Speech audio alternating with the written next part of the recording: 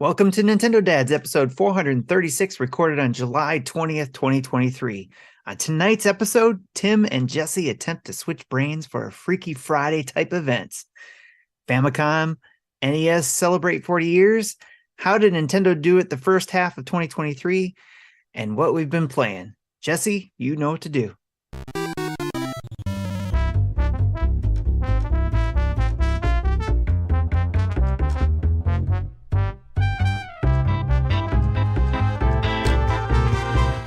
Well, as everybody can see and hear, it's just me, Tim, and Jesse holding down the fort for Marty and Justin. As I mentioned before, Marty's back in the studio recording his next album as Jelly Roll, and Justin is out and about doing who knows what. You know, I think he's just... what is he doing, Jesse? Do we know what he's doing? I think he's checking out every Tim Hortons he can in the country. Oh, yes. He's road tripping it. He's trying to see. That's the next acquisition for Nintendo Dads is Tim Hortons, I think. Or the other way around. Or Tim Hortons is acquiring us. Okay. Yes. That makes sense. Jesse, that's probably more likely. That's true. I'm pretty good, but I don't know if you're going to like it in my brain. It's a scary place. No? Okay. Well, we're gonna try. You know Freaky Friday movies, right? So I've never actually seen it, but I'm familiar with the concept. Okay. So it'd be just interesting, you know, we wake up and we're just like, wait a minute. That's not me. That's Tim. And I'm like, that's not me. I'm Jesse. Yeah. And then we got to figure things out from there. Have you ever seen the anime movie, oh crap, Your Name? No. I think I've heard of it. Give it a look. It's okay. It's that, but with a twist. Of course it is. Of course it is. All right. Well, for me, my daughter and I saw that in theaters, and she needed tissues. I think that's on Netflix right now, isn't it? I don't know. Okay, because I think I heard that name before. We'll investigate that. I think that was one that came up on the Film Logic cruise topics for anime movies. So, all right. Well, for me, it's just I got back from the vacation from last week, so I missed out on last week's episode. But I'm here with you, Jesse, and of course, Marty and Justin don't want to be here, so that's fine. That's fine. We don't need them. We can do this without them, right? So. Sure. All right, today's show is brought to you by Manscaped, but we'll talk about that later. For now, let's jump into the news and who that's brought to you by.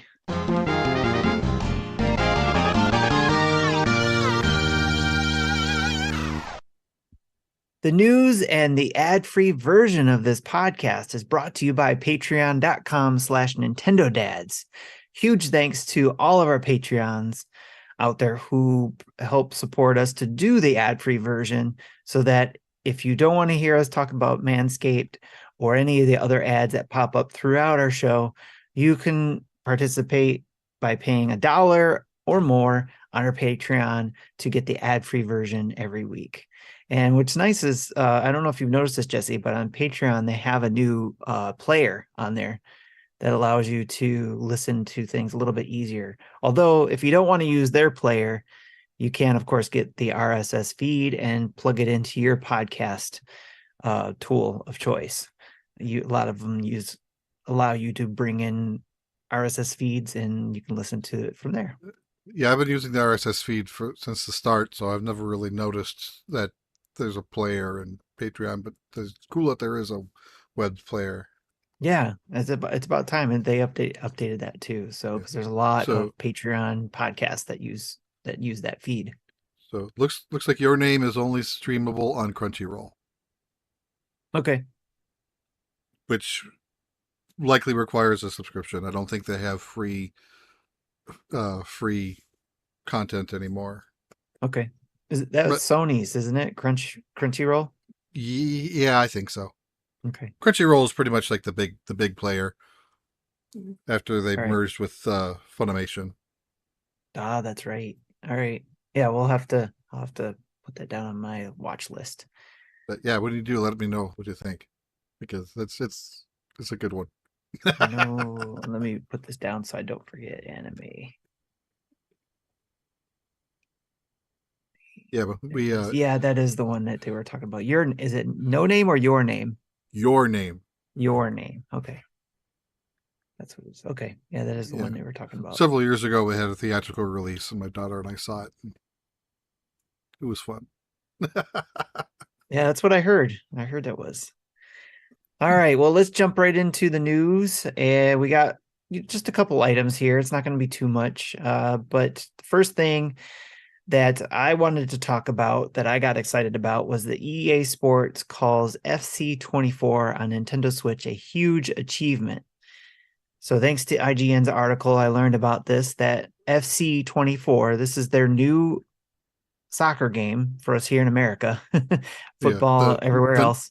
the not FIFA football game. Yes, because they don't have that license anymore. But FC24 on Nintendo Switch runs on the Frostbite engine, a first for EA's football franchise. It means EA isn't simply releasing a rebranded legacy version of FIFA 19 again this year. So Switch Yeah. players also get an expanded Ultimate Team mode on par with the Ultimate Team seen in other versions of the game. So first, I have a few comments. First, yeah, congratulations on self-congratulations here. Means nothing. Thank you. And second, the whole point of the Legacy Edition is because they said that Frostbite engine couldn't run on Switch. So what the hell changed? What changed is they decided to take the time to work on it. Yes. And I noticed that somebody else put that in the comments on that IGN article too. They said, so what happened all those other years where you said, you couldn't get it on there and these people could have worked on it.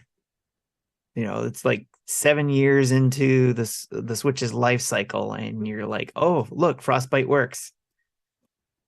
Somebody Right. did some magical coding and got it to work apparently, or something, or maybe they just took 7 years or 6 years to build a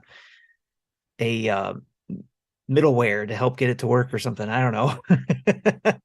I don't know, but I'm But glad that it's not getting just a Legacy Edition for the fifth year in a yes, row. But still, I'm not much of a soccer game, so a soccer player, so or any sports player, so it kind of doesn't bother me. sports balls. Doesn't affect me either way. But I'm glad that people are actually finally getting a chance to try something new on the Switch, and hopefully the Switch sales are up there and shows EA that their Switch players have money to spend and want to spend money. They just Right. need games to do so on. So Jesse, I pre-ordered this. I hardly know what soccer is other than, I mean, I know what it is from my kids playing it. And that's how I learned some of the rules. And then my father-in-law and my wife played it when they were both younger. So I know it from that perspective, but I'm excited about this because of the fact that they got Frostbite engine to work on here, meaning that there's potential for other EA Sports games to come on the Switch, or maybe even the Switch 2, like one that I'm looking forward to, like a Madden. A Madden. I think that is like the next big thing. And while we may not see a Madden on Switch, but I highly presume that whatever research, R&D they did to get this working on Switch 1, hopefully it follows through to Switch successor. Yes. And I almost said Switch 2, but I don't want using terms like that until they've been finalized. So that's why I prefer using the successor Right. Do verbiage. we know what the internal name is for the next console? Is there I don't think like we we knew do. what NX was? Is Yeah, it we knew like, the NX back in like 2014. okay, right. Interesting. Like I saw something that said NG, so I don't know if that's it or not, but I'm not sure.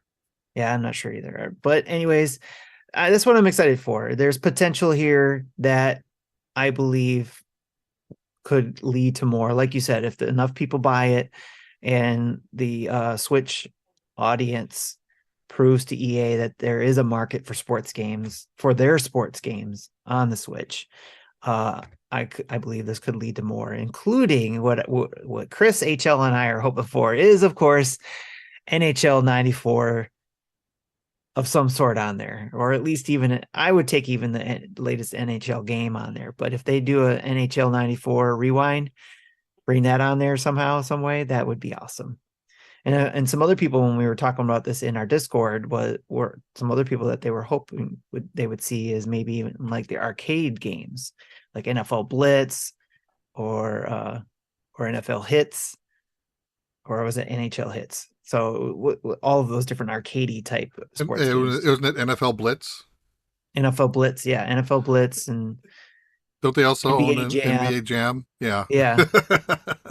So yeah, all the different arcadey type games I don't would be I don't awesome. know when EA got the rights to that, because that used to be Midway. Right. I used to play when I was new in the arcades in '92. I played the hell out of that one. Oh yeah, for sure. That was a lot of fun to play. So that game, EA Sports FC24, releases on September 29th, 2023. I did pre-ordered it, and I pre-ordered it. Yes. I can English. You English good. English good. Yay grammar. But I'm hoping that I can find some time to also stream it that same day. So I don't know about taking the day off of work, but maybe later on that day I will see if I can stream it. That way I can show anybody who's interested. I feel But attacked all of a sudden. Oh no, I was trying to say if they if anybody who's on the fence about getting this wants to see what it actually looks like to run on the Switch, then No, when you said you're not going to take a day off of work for it, but well, you wouldn't take a day off for an EA Sports game either, would you? Unless well, it's no, Madden. Maybe it's Madden, and then maybe I would take a day off. but I did for Pikmin, as we'll talk You about did, later. yes, you did for Pikmin, and didn't you do that for Zelda as well? I did it for Zelda as well. Yeah. So I mean, for those games, of course, I might even think about doing it for Mario Wonder. So we'll see. All right, enough for the sports balls talk. Let's move on to a topic Jesse is interested in here, and that's Pikmin 4 scores 88 on Metacritic. Jesse? Yeah, and which isn't bad, and so that just means it's say mostly 9s out of 10s, a few 8s, maybe a 10, maybe a 7, but but I looked up the Metacritic scores of the other games to compare, and the results actually surprised me. I only looked at the initial launches of these games, not any remakes. So the first Pikmin on GameCube had an 89. Pikmin 2 got a 90, which is the highest scoring of the four. And then Pikmin 3 on the Wii U is the lowest scoring of the four, with an 87, which is still a good score. So they're all within 3 points of each other. All four games are like 87, 88, 89, 90. So they're hitting pretty close to each other. So again, if you're a Pikmin fan, you're gonna like it. If you're not, It's consistent. this isn't gonna sell you. Yes. That's kind of what a consistent score like that tells me. There you go. That's very logical. Very cool. So The games intrigue me because they're essentially RTS games, but I just never got around to sit down with one and take the time to play it. So we'll see. I know you've been playing it, and I think Justin's going to be playing it if he isn't already. yeah, I think Game explained it a 9-hour live stream today. Oh wow. I don't know if they played dedicated. through the whole. I don't know if they played through the whole game, but they got close. I think if they didn't. Cool. Well, be on the lookout for any of our content on Pikmin 4 in our YouTube channels. So keep tabs on that if you're interested as well. And of course, there is a demo of Pikmin 4. So if you are on the fence and haven't tried the demo yet, don't forget to try that out. Koopa Kid says his 7-year-old beat Pikmin 3 10 times. He's a huge fan. Oh yeah, Koopa Kid was just actually posting in our Discord about trying to get his hands on the shoe things that My Nintendo launched today here in the US. So that's cool. And it sounds like I think they got it. So that's cool. All right. And Quag stopped by and said I picked up some eShop money to download everybody's 1 and 2 Switch, but I watched some long play videos of it, but it looks too cringy even to play with my nephews. Quag, I will tell you this. We all thought it looked cringy until we played it. Jesse, you played it, right? I have not. You have not. Okay, so well, I, Justin I, and I think Marty and everyone I, else has. I'm the only one who has yes, not. we thought it looked cringy. Jesse probably still looks like it looks cringy, but It, we it, actually played it. yeah, if I had a large family, maybe. But even during the holidays, we'll get 5 or 6 people over, including a grandma who won't move around much. I don't want to move around much, so Right. that doesn't sound like a game for us. Got it. So, but the three of us out of the four of us, 3 out of 4 Nintendo dads approve of this game. That is fair. That is not wrong. So, because we all had a blast when we got it and played it with our families, and it was a very good time. So, I highly recommend it. Yes, it's cringy, but it's the right kind of cringe, I guess, if you will. Maybe on the level of dad joke cringe. Maybe. I don't know. Give it a Do try. they go? Do they go there with puns? There are some pun stuff. Yes. Okay, I see. I wouldn't know. I haven't watched any coverage, so I didn't Yes. know There this. are a few, but the what's that horse is it horse Horace is his name? Horace. His name is Yes. Horace. Horace the horse. Horace has some puns in there, yes. So Horace is a horse host. yes, he That's hard is. to say. Tongue twisters. All right. Moving on to game releases, we got 2 to announce. We got Tiny Thor that was announced for August 3rd, 2023. So if you saw that, I think in one of the indie directs or showcases through the summer, they announced the date for August 3rd on the Switch. And then we also got a release date for a American football game called Legend Bowl that'll come out on August 9th, 2023. And I'm super excited about this one. I found out about this before I found out about the EA Sports game. So it's a Tecmo Bowl / classic Madden looking American football game. And I'm excited to give that a try when it comes out August 9th. So, all right. Jesse, did I miss any other game releases or is that it? Those are the only ones I know of. Real quick, Koopa Kid asks, has Pikmin Bloom improved since launch? No idea. I haven't touched it since I stopped playing. I think I might have Right. played it for a week at most when it first launched. It wasn't long. Right. Yeah. I forgot about it actually. Apparently, they did do some sort of update with Pikmin 4, but I don't know anything. I don't have any other details on that. All right. Well, Probably that just introducing the new Pikmin types, the oh ice and the yeah, glow. that's very true. Maybe there'll be another thing that they do to maybe connect games or something like that. Who knows? Maybe there'll be some sort of connection there. Although, yeah, well, they do that with Pokemon Go. There's a little bit of a connection there, right? So who Yeah, knows? usually it's a bit of a delay. Pokemon Go, like literally, uh, did it started an event for Zygarde. I forget how to pronounce it, but that was one that was introduced in X and Y, Right. and then kind of got featured more in Sun and Moon. I think, which I think was meant to be, would have been featured if there was a Z Okay. to go with the X and Y, but there wasn't. They went right into the next gen instead. That makes sense. I didn't think of it that way. That's cool. All right. Well, that's it for the news and game releases. Let's jump into our ad read. All right. Today, we're here with the sponsor for your bouncing bundle of joy. No, we're not talking about a baby. We're talking about your baby makers. That's right. Today's show is brought to you by Manscaped. But just like babies, your delicate little guys have sensitive skin and deserve products that are not only skin safe, but made with safe ingredients. That's where Manscaped's Platinum package comes in. From razors to shower care, this package goes above the gold standard for your body hair. So treat your beautiful boys to the world's finest toys at manscaped.com and use our code NINDADS, NINDADS, for 20% off plus free shipping.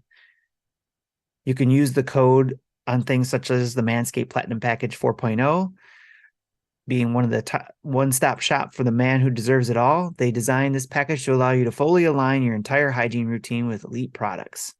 Inside this platinum package, you'll find their Lawnmower 4.0 trimmer, Weed Whacker ear and nose hair trimmer, ultra premium body wash, ultra premium 2-in-1 shampoo plus conditioner, ultra premium deodorant, crop preserver anti-chafing ball deodorant, crop reviver ball spray toner, anti-chafing boxers, and the shed travel bag to hold your goods while traveling. Whew, that's a lot of stuff in there.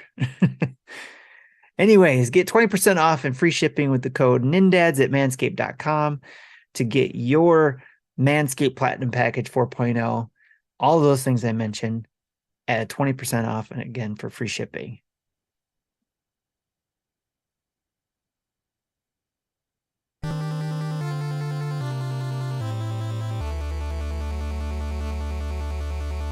Trying to find them screen. Where is everybody here? I don't know.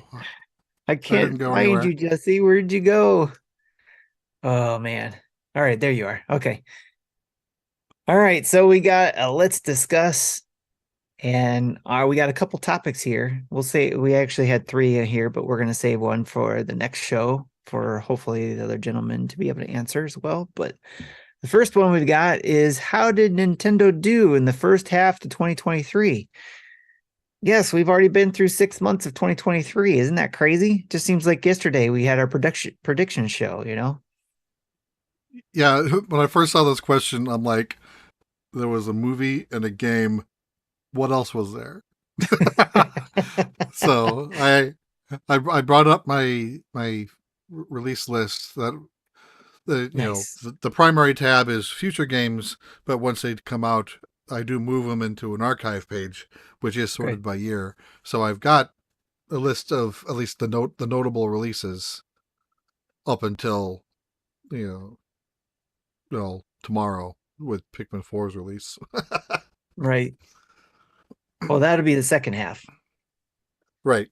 But I've already moved that to the archive. Oh yeah, that's true. All right. So what did you have? What do you have on your notes there? All right. So yeah, things that released this year that I honestly already forgot about. Persona remakes 3 and 4 came out in January, of which I didn't play a lot of them. Right. After playing through 5, I kind of was personaed out, and that with the rumors of a 3 remake, I kind of didn't want to play through the inferior version of 3. That's debatable. Some people like portable, but I kind of liked walking around in the 3D environments instead of just clicking locations on a 2D map. Okay. So I didn't get very far in that one. Gotcha. See, there was Theater Rhythm, and a lot of people like that. I didn't buy it. I played the demo, but didn't really dig it because I preferred the 3DS version better. But my son bought it and likes it. I don't think he ever played the 3DS version, so he doesn't have that comparison. Okay. So if it was a standalone game in my mind, I probably would have liked it as well. The Octopath Traveler 2 was a big release that again I didn't play. A lot of these, I admit that there are notable releases, but there are Yeah. also games. Well, most of them are games I didn't play. Well, yeah, I mean, Uh, because we don't have a ton of time to be able to play everything. So we have to pick and right. choose. See, So, but this is good for everybody to remind everybody, including myself, like yeah, what did we get in the first half? there was a Bayonetta Origins game in Okay. March. That just see again, it just seems like it was just yesterday that wasn't released, you know. Mega Man Did Battle you Network games. did What's you that? mention it? Fire Emblem Engage. Oh, I didn't. I passed that one, but Okay. that one that was also mid January for that one. Okay. Plus their DLCs that came out. Oh yeah, yeah. Then April. So yeah, the Mega Man Battle Network games, Disney Speedstorm, which I think you played, Yes. the Final Fantasy Pixel Remasters, which I I played through one again. I got halfway through four and stopped because of another game that came out. Yes. I do want to get back and finish four and then play six and then maybe do five again or try five. I've never gotten past like an hour or two of five. So again, because the class system Right. is normally not a fan of them. And then Advance 4 1+2 Reboot Camp came out after a year delay after another delay. That Yes. was originally supposed to be out in late 21. Advance Wars.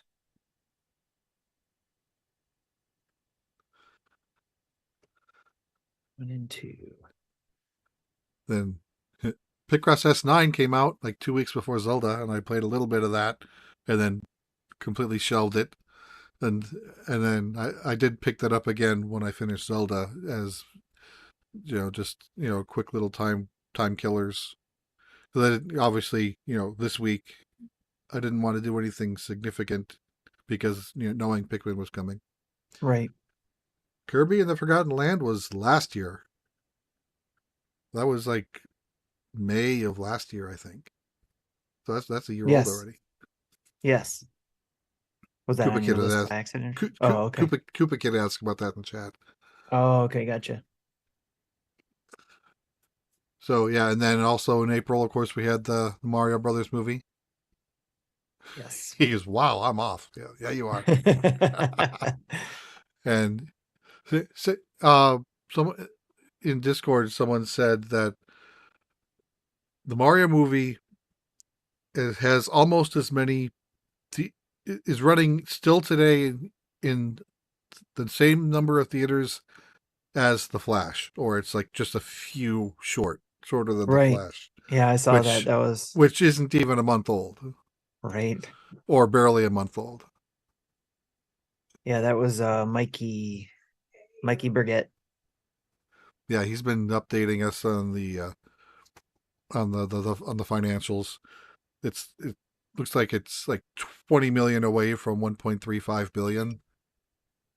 So it's Just 20 million. Just that's yeah. all. That's all The it fact that needs. it's running in like 150 or 170 screens left in the world, uh, or I don't know. Was that just domestic screens or is that world screens? I don't know. Oh, I don't It's probably domestic know. screens. Yeah, I don't know, but yeah, domestic is not making hardly anything anymore, and it is getting it more money international. right. Yeah, I don't know. I don't see it quite clear on what how many theaters, but that yeah, that's I thought that was interesting information too. Okay, then May Tears of the Kingdom was a big game that a lot of people took over a month to play. Took me 2 months to play. Many people are still playing it. Uh, then a week after that was your Lego 2K Drive, another driving game for you. Yep. And I still haven't tried yet. I let Sammy you try know, it though. oh, you haven't played it yet? Nope. There was an Etrian Odyssey collection, which HD remakes of the first three games. I've never played an Etrian Odyssey game other than like the Persona Q games, but their type of RPGs wasn't a fan of. It had like 5 players with a front row, back row, and moving people around changes things, and uh, more than I'm wanting to go through. Right. But I know a lot of people like that one. Where am I? There was We Love Katamari Reroll remake in, in June. When did Prime Remastered come out? Did you mention that one? I didn't because it wasn't a known quantity, and Okay, Shadow Drop games don't make it to my list.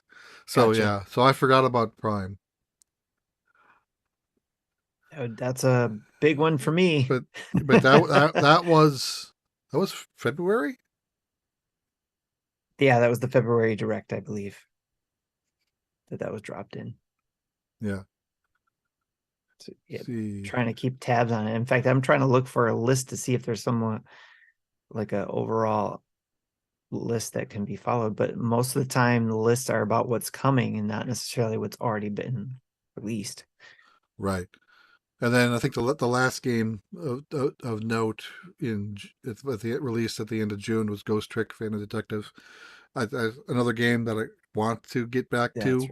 Yeah. but I've only played the first mission because I was at the time when that came out, I was still playing Zelda. Yes. Makes sense. Yeah. The only list I could find too that just to double check to make sure is Game Informers, but they don't have everything on here either. Like they only have like noted titles as well. So like we wouldn't be able to see a lot of indie titles unless it was a big one.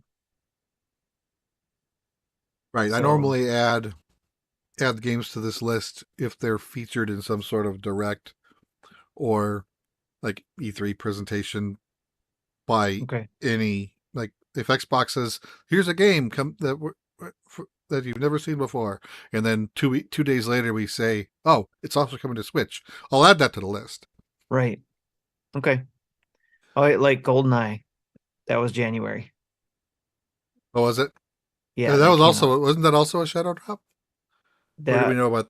Or do we know no, about? we knew about it in when they were talking about the N64 games coming. Or did they? Did we know about that? Yeah, I think we knew Oh, about it, that's right? right. Oh, that's right. It It was was on one of the NSO. boxes that yeah. Yeah. So I also NSOs are normally Shadow Droppy, so they don't make it into Okay. this list either. How about Power Wash Simulator for the Switch? That didn't that come out last year? It says January 30th Really? on Okay. their list, unless they didn't update it. Well, I don't know again, how. I don't think we knew about it that much in advance that I would have added it to my list. Yeah, January Yeah. 31st. Okay. Yeah, because Life I is played it. Strange 2 Oh yeah. that came out on February 2nd. So yeah, it's a lot of games have come out this year. It's been a big Right? year, and then there's other games still scheduled to come out. In my list, including games that are 2024 or games that have been announced and just fell into TBD, I have 125 games listed now. Actually, there's one game here I can pull off because it released yesterday that was still in the TBD realm. What was that one? I'll talk about it later. Okay. I have it in my what I've been playing. Aha. Yeah, so upcoming. We want to talk about upcoming games. Sure. Okay, Yeah, what do we so got to look forward for the rest of the year? so July 28th, Disney Illusion Island. I know a lot of people are interested in that. Yes. WrestleQuest, August 8th. 30XTX. Is that a sequel to 20XTX? I presume. I don't know if it's the same I don't know. developer, but it's very Mega Man-y. So I know Marty's looking forward to that. Vampire Survivors, the 17th. Sea of Stars, 28th. Where are my Myth Force, September 12th. Fae Farm, September 8th, which has been featured like four different showcases, and I don't know anyone who wants to play it, but A It's lot. just There's been a few people that say they're interested, but it's another farming game. yes, yes, it is. Okay. Scroll, I'm scroll, going scroll. through. Minute Goes Night Market, the 26th of September. People's been looking forward to that one. I think it was first announced in like 2017 or 2018. Okay, I'm trying to catch up to you. I'm looking at Nintendo's site. WrestleQuest is August 8th. I know a lot of people have been wanting that one too. Yeah, again, not a game I'm interested in, but if it, Right. but if it, no, a different game. But if it comes out on Oh, on Game Pass, I'll give it a try. Is Infinity Strash Dragon Quest: The Adventure of Dai? okay. It's I think it's more of an action game based on the previous anime that wrapped up. It ran from 2020 into the end of 2022. Okay. The joke title, Plumbers Don't Wear Ties. Right. Detective Pikachu returns in October, along with Mario Brothers Wonder on the 20th. Did you say Apparently, the Batten Katos one and Batten two Kaitos, I remasters? did not, but yeah, there it is on September 14th. Yeah, then a lot of people looking forward to that one. Mortal That Kombat in I'll September. give Batten Kaitos a look. I've never played the original games. Okay. Yeah, I didn't Well, either. I thought I had Mortal Kombat 1 in this list. Where is it? September 19th. Would it be there? Maybe I didn't add it. Well, there you go. I never added that game. The Metal Gear games, October 24th collection. I don't think I added them either. Oh, nope, there they are. Yep. Metal Gear Solid Master Collection Volume 1. You didn't get to it yet. That's probably what it was. Yeah, because it's underneath Mario Brothers Wonder. Okay. The Star Ocean Second Story R. I know people are looking forward to that one. WarioWare Move It these are in November. Mm-hmm. Hogwarts Legacy, if it doesn't get delayed for a third time. Persona 5 Tactica, November 17th. I think Blanco's looking forward to that one. I'm not so much. But I'm also on the I'm I'm 7th. curious about it because I do like a good tactics game. Yeah. Then also on the 17th, Super Mario RPG remake. Yes. Uh, the Dragon Quest Monsters, The Dark Prince, and December 1st.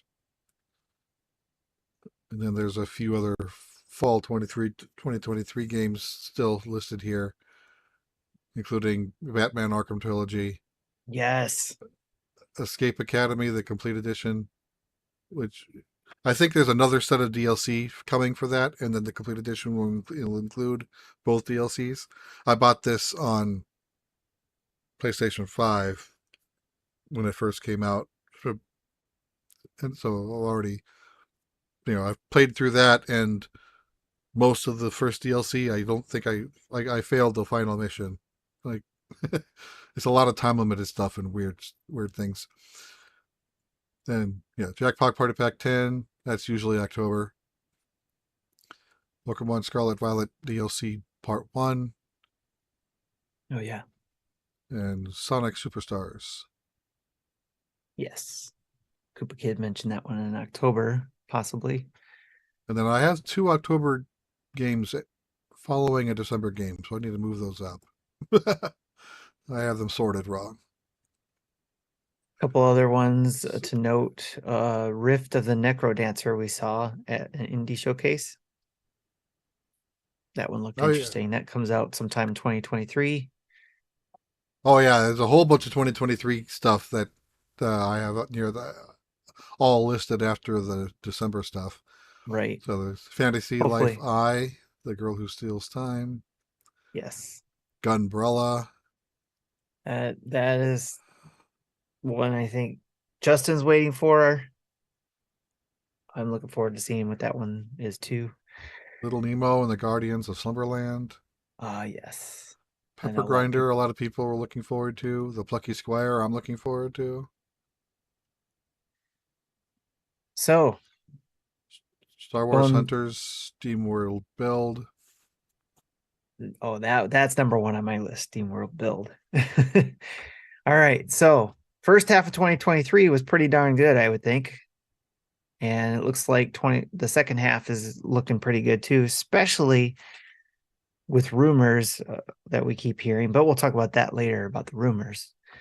But yeah, it's 2023 is turning out to be a really good year, and a lot of people were thinking it was going to be quiet after Zelda. Yeah, I mean, well, at the Nintendo was time, leading us to believe that. Believe yeah, that. So at the time, the only thing we knew was Pikmin from Nintendo proper. right, that's all they wanted us to worry. That they just wanted us to focus on Zelda and Pikmin. Yeah, so yeah, looks like the second half will looks like it'll be just as good as the first half. Right. They've got games everywhere. Yes. All right. Well, I think like I said, I think it's looking pretty good for the rest of 2023. We'll be talking about a little bit more about 2023 later on in the next episode. We have a topic in regards to the potential of another direct. We also have some rumors that we'll be talking about shortly about that as well. But before we get there, let's talk about someone's birthday or something's birthday, which was the Famicom slash NES celebrates its 40th birthday this year. So we wanted to share a little bit of our memories of the machine, and plus, Koopa Kid gave us a question in regards to that too, which was some questions for us. Did either of us have a Famicom or NES at launch? And do you still have an NES or the console capable of playing original NES cartridges? And when you turn 100 years old, what will you tell your great grandchildren about the OG NES, the console that made video games mainstream? So, uh, Jesse, what are your thoughts on that? And the Famicom NES? I mean, for us, it's mainly NES. We didn't know about Famicom, I don't think, until we started knowing about the NES. Yeah, well, yeah, and then with the internet share knowledge share made things a lot more widely known. So yeah, I definitely didn't know of the Famicom, before the NES came out. So the NES came out, I was in sixth grade, but I don't think I got one until I was in eighth grade. Yeah, So about 2 years I after its launch I is did when I not get got one it. in launch either. Yeah, it's like basically like I had a no. I didn't think about it. Yeah, I think I had Christmas money or birthday money because it was. I do remember getting it in eighth grade because I didn't get my first job until I was in high school. So I did buy the NES with my own money. So yeah, this so it uh, must have had that from gift money that I saved up or something. So long ago. Right. Yeah, for me, all my friends were getting it. I was not because, and I've said this before on the show, but my parents didn't want to buy into another system because they bought into the Atari system, which was the 5200. They bought it hard. Like my Oh yeah, grandparents had one. and My parents decided to buy one because my grandparents had one. That way we could share games. yeah, Uh, the 5200 was not a good system. yeah, so they bought that. They bought into that system hard, and then immediately Atari came out with the 7200. So that already left a bad taste in their mouth. And then, of course, if anybody's familiar with the video game history, the video game crash of that time, around that time, because oversaturation, and bad games. Yeah, Just well, yeah, the 7200 came out in '86, I think. So like a year after NES, but it was something that was ready to release in '83 or '84, but they sat on it Yeah. I don't remember why. I saw documentaries about Atari history, Okay. and so the games that they put out at were were probably good games from '84, but by '86 and '87 they were already overshadowed by Nintendo. Right. Yeah. And and again, because of the 5200, my family buying into it, when those started going in the clearance racks, and the controllers and games and stuff like that, my parents bought those up. So we had, I think, almost every 5200 game because my dad would go and pick them up at the garage sales because people were selling them off there. We had an extra system or two in case ours broke down. We had extra controllers. So I actually really enjoyed the 5200. I had a lot of fun with it, but I also knew the Nintendo was out because I saw it at Kmart whenever we'd go to Kmart and I'd see it in an electronics section. And I always thought it was the coolest setup, because as a kid, you're walking up to it and you just see Rob the Robot on display there next to the Nintendo, and you go up and play some Mario, Super Mario Brothers. Yeah, Rob was a fun concept. Unfortunately, the two games that supported it are not so fun. Right. But still, as a kid, it's like, you're like, yeah, I want that. But your parents were like, nope, we spent money already. Plus, we didn't have a lot of money. They didn't have a lot of money to spend anyways. But my friends Yeah, had it but though. And by the time I was able to get a job and save money, kind of like you were doing, Jesse, I had found out that Nintendo was working on the next Nintendo console. So I decided to hold off on just save my money for that. yeah, Nintendo's asking if Gyromite is not fun. I've honestly never had the opportunity to try them. Just what I've heard. Gyromite is the better game of the two, but it doesn't. That's a low bar. Stack Up is pretty much garbage. So yeah. But yeah, I did not have an NES actually at all. I only played it through when my friends brought it over and we played pro wrestling so much, which was a lot of fun. That was our game to play whenever my best friend brought over his Nintendo. I do. I remember liking that game, but when it came out on like Virtual Console or some other, maybe it was the Mini. I don't remember how I played it last. I couldn't. I don't remember how to play it anymore. I used to be. I think I used to be able to get to the final boss. I couldn't beat the first round this time. When I Yeah. last played it. Yep. That's so for me, NES is not as nostalgic because of that, obviously. So because I didn't my nostalgic system is SNES. Because that's the one I bought. I bought the games and I played them to death because I can only afford to buy only a few games. And when I bought those games, I played them. Yeah, well, I would say that if I were to pick what one system would be my nostalgia system, I would say, Intellivision. That was my first console. I had an There you go. Intellivision and a 2600 before NES launched. So Nice. and then, and I think I've mentioned on the show before that I knew the game crash was happening around me, but I thought at the time I was 9 years old, so really didn't understand what it meant. I Right. just knew that games were getting pitched in the discount bin a lot. You could probably buy it with your allowance, maybe. Yeah, like I would remember, like I would get like Christmases. I'd get like 6 or 8 television games just because my mom was able to pick them up On on for clearance. dirt cheap clearance. Right. That's crazy. And we Yeah. never we never were able to do that with Nintendo games. Let's see. even even back then, they kept their value. I did buy this because of, history purposes. When I saw it, I had to buy it. Nice. I So, I I never owned that game. It's the ET Atari 2600 that he's showing. yes.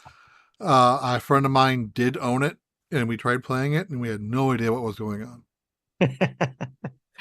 I remember seeing one of my friends in the neighborhood playing it and just was like, oh, okay. I But remember falling into every pit and then right, getting chased down by this dude in a trench coat. That's all I remember. 1982 is what it says on there. 1982. But yeah. there's that. And actually, I thought I had bought a Star Raiders for 5200 cart, but I think I probably haven't found a good copy of that yet. The Star Raiders was my favorite game on the 5200. I think I own that on 26. Did I that s- I I loved did that using the have it? little keypad. Yeah, that I remember the 2600 version also had a keypad that plugged into the controller 2 slot. Oh, and it had peripheral. That's nice. Did you dig that game out of a landfill? Nintendo asks. Yep. I went back in my DeLorean and picked it up before they threw it in. That's why it looks so nice. So Yeah. Well, as for do I have a system capable of playing NES games? I have a dusty Retron 5 that I haven't touched in a long time. It it sort of plays NES games. It's a basically like an Android based emulator system, but it will rip the ROM off the cart and store it into internal memory and then play it off of internal memory. So it's yeah, not it's using the ROM cart and but it's not really playing off the ROM cart. And the ROM cart's got to be in the system in order to be playable. It's so it does do that to discourage piracy, but right, I'm sure someone's found a way to work around that. But right. I haven't investigated that. They probably made it easy to work around, or not made it easy, but they're not going to Yeah, advertise it. But somebody just looks in there and moves a screw, and then all of a sudden you can use ROMs or something. I think the last time I used that was I played Dragon Quest One, and as Dragon Quest 11 was releasing Okay. on Switch. What was it? Was it 2019? So I haven't touched that thing in almost 4 years. Wow. So for me, I don't have a working NES currently.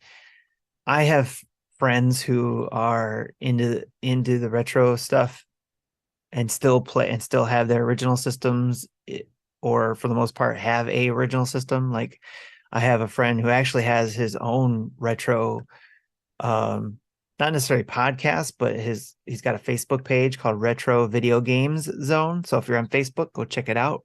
Again, that's Retro Video Games Zone. Here in Michigan, he does a lot of retro game, like, what do you want to call it, hunts, like where he goes out and tries to find, Goodwill has something or thrift stores have something that you can find, and of course any garage sales and such. So he's got a really good collection too. And then Never seen anything good in my area out of thrift a stores lot of, or it's garage getting harder and sales. harder, but it seems like he's really good at sniffing out those things. And then my other friend Scott, he's actually, he's got his original systems too, I believe, and he plays his stuff all the time. So, and whenever we've gotten together, sometimes he'll break out his old systems and we'll play it. So they're definitely more into the retro stuff. Again, I didn't have the NES, so I haven't gone out and bought one. And although Super Nintendo was my preferred system, I still haven't bought one of those either. So it just I always try, like I would have, but my logical side of my brain always says you already don't have time to play the Switch games you have. So why would you want to open up a library of old games where you probably won't have time to play? So Right. I did get a I think my friend I remember I was at my friend's house. I think it was summer or spring or summer of 91. I don't remember exactly what month it was. But no, he was at my house and then he got a call from his mom saying, "Hey, we need to go to the store and pick up the pre-order system." And I'm like, "What? What pre-order system?" He goes, "Oh, Super Nintendo." I'm like, "Dude, I'm coming over to your house next weekend." So right. he pretty much had a Super Nintendo on launch, and then at this point, I did have a job, and that was probably like I probably had that thing purchased within a month. It didn't take me long to save up for Nice. that. Yep. Yeah, I was happy to get that. So I'm sure we'll be talking about the Super Nintendo and our nostalgia for that when that time comes for its birthday. But again, we have, again, in our family of podcasts, we have the Retro Logic show that talks a lot about retro gaming like the NES. So give them a listen and make sure you listen to their topics, like the one, what's the one John does? The one, I can't remember the names right now. On Topic Retro, that's what it was. So where he talks about one-off games or one game at a time on that show. So give those a listen, especially if you're into the NES as well. So they got some good topics there. All right, let's move on to rumors.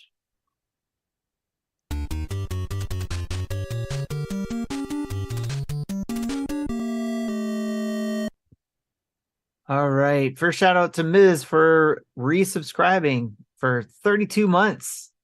Been subscribed for 32 months. Thanks, Ms. That's awesome. All right, and then Friendo stopping by, and of course I mentioned Koopa Kid. They stopped by. So hello, everybody. Thanks for stopping by. But let's talk about a little bit of rumors here, Jesse. We've for whatever reason, it seems like it's been a hot topic the past couple days, but Because there's there been hasn't been room. it hasn't There's been no any other other news, significant news. so people are bored already.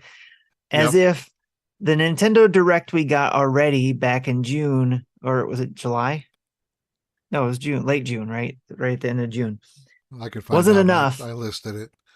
If I can find Mario Wonder was announced June 21. Okay. As if that wasn't enough, people are already clamoring for It's a been a month September already? Direct. Wow. People want a September Direct. Now, typically, when we were talking about this in pre-show, we saw that every year the Switch has been out, Nintendo has had a September Direct, which tells me that Nintendo is not going to have the Direct this September. just to throw a wrench in the system. They're like, oh, we gave you an awesome one in June, so we're not going to do one in September. I know No. they do have the Nintendo Live at the start of September, so their marketing Yes. might be is already out of focus. So who knows what's going to happen and when? Nintendo will Nintendo, so that's the point, right? But if we go by history, yes, Nintendo should have a direct in September. And I did have a question for us to discuss for all the dads, but since it's just half of us here, I figured I'd save it for next episode and maybe get at least, 3/4 of us here to talk about, and which is, you know, will they blow our socks off on the next direct, or is it just going to be, just a few little things just to kind of prep us for the holidays? I don't know, but we'll talk about it in the next show. But the other thing that the rumors have come up and given us about this direct is the possible launch or announcement of Metroid Prime 2 Echoes Remastered. What do you think, Jesse? What do you think the probability of that is? It's something I would love. Yeah, I think that's. I think it's if I don't think it'll. I think they were saying it's not going to get the same complete remake from the ground up treatment as the first Prime did. This will be more like GameCube emulation with minor updates, maybe Okay. texture updates, widescreen support, things like that. So So do something you think more it could along be the a combo lines. pack then if they do like 2 and 3 in one pack? I don't think so because I think two is definitely more likely than three because three added the motion controls because it was a Wii game, which that would make that game more difficult to emulate. Okay. Definitely not impossible. They have done motion control games before with the Joy-Con, Right. but they're not great. They lose sync and have to be recentered constantly. Okay. Like I remember like playing Pikmin 3, I was trying to move my reticle to the left, and so I'm moving left, but the reticle's actually moving right because it's getting that much more off center and constantly. Wow. All right. Well, um, so my thought is that it is, I don't know what the rumors are for sure. I didn't look into it that deeply, other than I know that, was it Jeff Grubb was mentioning this, and I think he's the Yeah, main one that's mentioning this. I think he mentioned it on his podcast or And I whatever he. for whatever he airs himself on. I was predicting, I mean, from the start, I'm not trying to brag this time, really. I jokingly talk about it, but originally I said that when it was brought up before that they wouldn't do the trilogy remake, I said, yeah, that's because they're remastering the first one. And then everybody else was going on that bandwagon, not because they listened to me. I'm just saying it just so happened we were all starting to think the same thing. I think they're still I think they're going to do a remaster just like one because they got through one, they have the tools, and to me it seems like, and I'm not a video game developer, so I could be wrong. It seems like it would be that much more easier to remaster two because I they think have the tools. it depends on how long one has been on the shelf. The rumors say they've been ready to go since 2019. So if one was ready back then two could get, I still that's 3 or 4 years of development. That could be a full blown remaster in that time, Okay. sure. But if it's only been a year, that's likely more, GameCube games slapped with a widescreen patch. That just seems weird to me though. Like you put all this effort in the first one, why half-ass it? you know, that's what it seems like to me. Is like, why Yeah. not just do the same Well, they treatment? also know that it didn't sell as well. It wasn't as popular. Of course, Halo or Halo 3, one of the Halo games came out on the same day. So that hurt it. Yeah, that's true. Well, there's always the possibility, and it'd be interesting to see what they do with it. Yeah, if they do a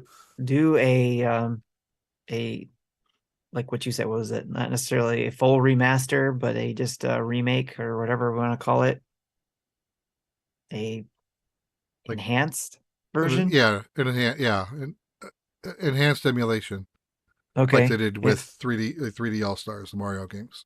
okay, yeah, if they do it that way, to me, and I would hope that they would include three in there. I know, like you said, there's the Wii, but the Wii, although yes, uses different controls, is still built using GameCube type architecture, if I remember correctly.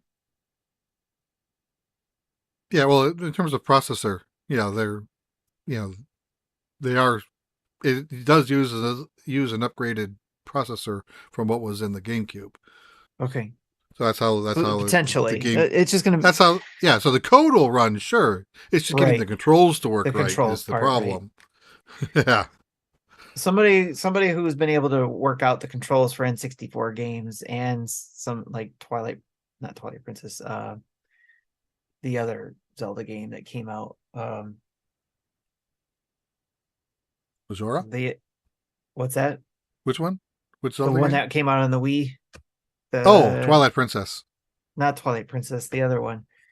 Was it the Wii? Yeah, it was the Wii, right? Because it was Skyward Skyward Sword. Sword. Yeah. That one they were able to figure out the controls, right?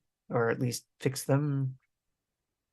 Prime, also Metroid Prime, they were able to put in some better controls of that, even though it was GameCube.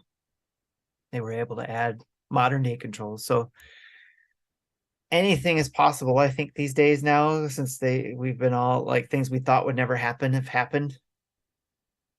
So it's just going to be Right. interesting to see how they do it. Is two going to be full remaster, or is two going to be, like you said, an enhanced version? And will they also include three with that, since it's not a full remaster like Prime One was? To me, that makes more sense. If you're going to just do the enhanced version, include three in on it. Make it a double pack, two and three. You're done, and then that way, 2024, you have Metroid Prime 4 coming out. If they do a double pack, would you think 50 or 60? 50 sounds about right. Although, well, no, because the remaster was 60, right? Wasn't it? Or was it 40? No, it was No, 40. the remaster was 40. Yeah. Someone, So, yeah. someone in the I forget who said in the chat. Sorry, but someone in the chat said if two gets a full blown remake like one did, then they expect a $40. If it's just an emulation upgrade, then he's thinking 30. So, but if they do two Hmm. and three for 60, I can see that. Yeah. I would pay 50 or 60 for two games for double pack.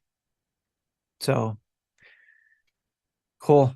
Yeah, and I love the idea that Ninfrendo has here. Throw in Metroid Pinball, and I'd be happy. I would totally take that.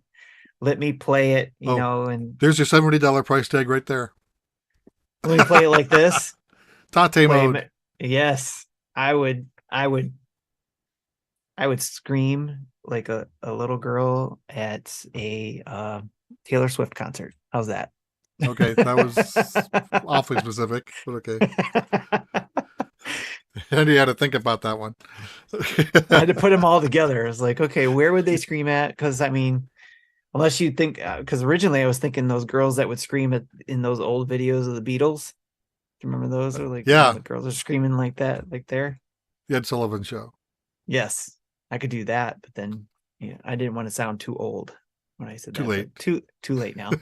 Too late. All right, let's talk about our events. All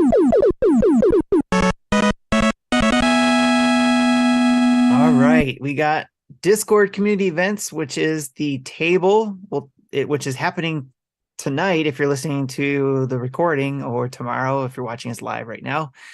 That is every third Friday of the month at 10 p.m. Eastern. The community gets together at the table, otherwise known as the Discord voice chat room, to discuss whatever is on everyone's mind. Usually ends up being about Marvel, DC, movies in general, around those things, maybe a few games, and some Nintendo dads lore as well every now and then. So we make up stories about The people that don't. lore. Yes.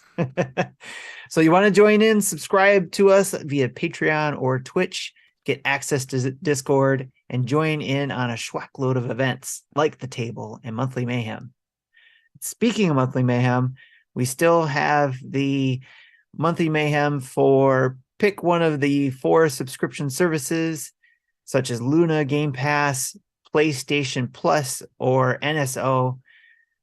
Pick one of the games that you normally wouldn't play or consider playing, and play it and do a written or video review of it. Why did you pick it? What did you think of it? And were you glad you played it?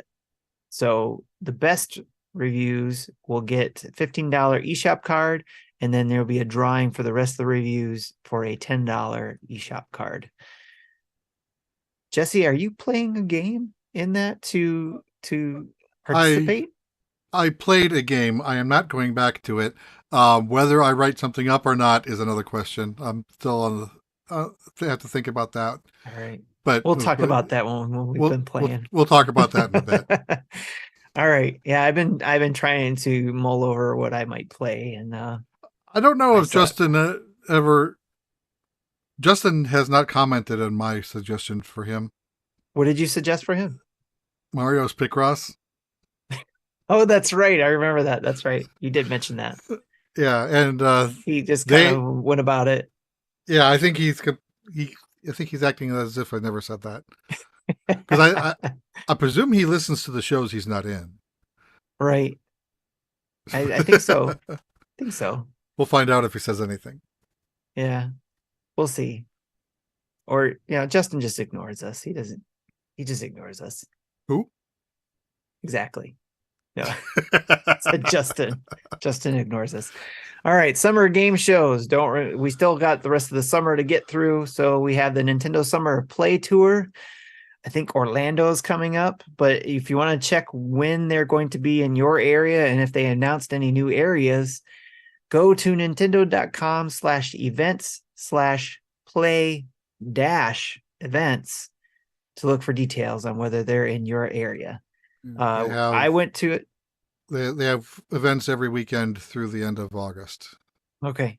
I did go to it, and I did a quick video of it on our YouTube channel, so go check that out if you want to see what that's all about, especially if you don't have one near you that you can go to and you're just curious. Next up, we got Gamescom Opening Night Live, which happens August 22nd. And then, of course, Nintendo Live 2023 at PAX West, Friday, September 1st through September 4th.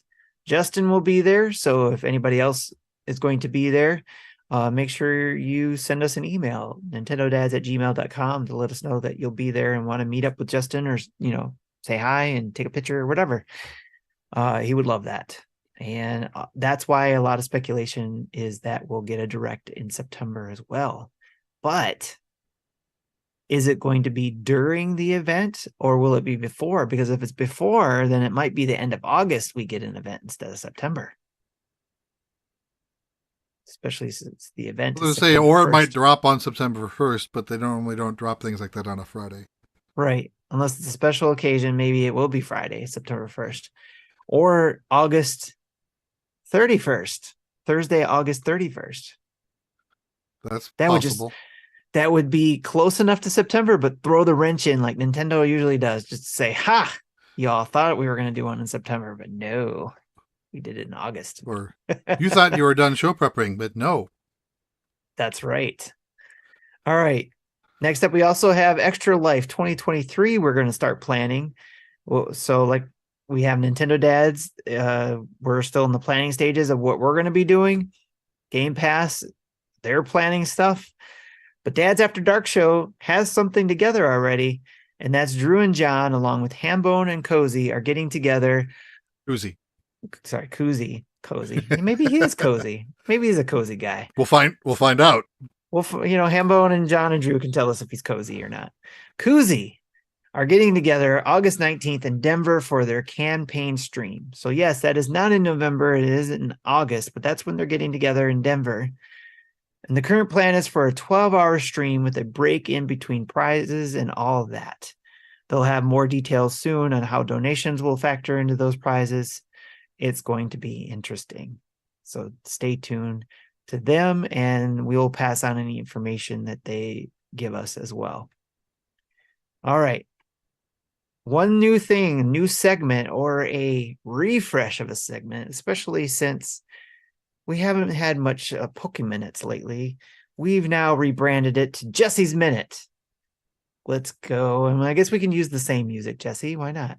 Yeah, I'll have to come up with a new bumper, but for now. Pika, pika, Pikachu! I hate you all. So Tim had the idea of, since I talk about weird tech from time to time, I can use this to talk this Jesse's Minute to talk about anything else that's just weird. So what I wanted to talk about today was this release last week, the Pokemon Go Plus, which is the worst named item I've ever seen. It's PLUS Plus. It's right. So this is used. So it's not this. No, this is 3D. He has the Pokeball Plus. Mine's not squashed. This one's pretty thin, but my son saw this and said, "Oh, this is huge," and I'm like, I actually expected it to be bigger. Because this is designed to be used with Pokemon Sleep. So you're supposed to yes, that's right.